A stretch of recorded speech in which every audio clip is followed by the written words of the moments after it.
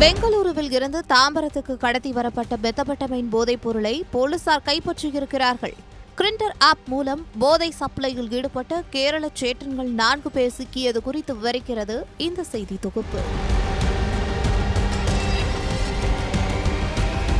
செங்கல்பட்டு மாவட்டம் தாம்பரம் பகுதியில் போதைப் பொருட்கள் நடமாட்டம் அதிகரித்துள்ள நிலையில் போலீசார் தீவிர கண்காணிப்பில் ஈடுபட்டு சமூக விரோதிகளை கைது செய்தும் போதைப் பொருட்களை பறிமுதல் செய்தும் வருகின்றனர்.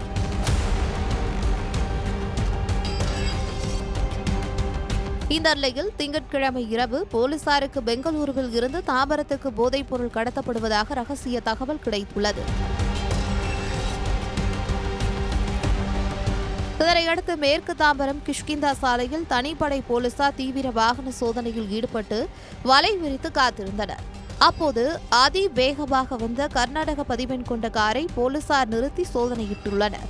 அப்போது காரில் இருந்தவர்களை விசாரித்த போது அவர்கள் கேரள மாநிலத்தைச் சேர்ந்த சனோஜ் அபிஜிரா, ராகேஷ், சுபின் ஷா, அப்துல் ஷெரீப் என்பது தெரியவந்துள்ளது. அவர்களின் நடவடிக்கைகளில் சந்தேகம் இருந்ததால் தீவிரமாக தேடிய போது காரில் மெத்தபெட்டமைன் போதைப் பொருள் பதுக்கி வைக்கப்பட்டிருந்ததை கைப்பற்றியுள்ளனர்.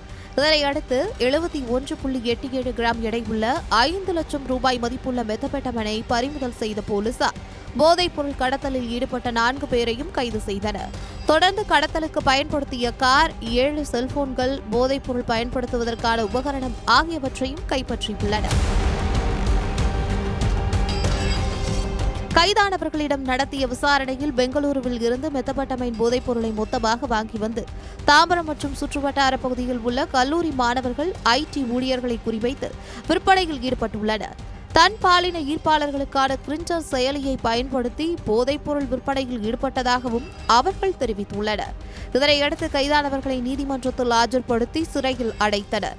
இதுவரை ஒரே வாரத்தில் மெத்தபெட்டமைன் விற்பனை செய்ததாக 7 நபர்கள் தாம்பரம் காவல் நிலைய போலீசாரால் கைது செய்யப்பட்டுள்ளனர்.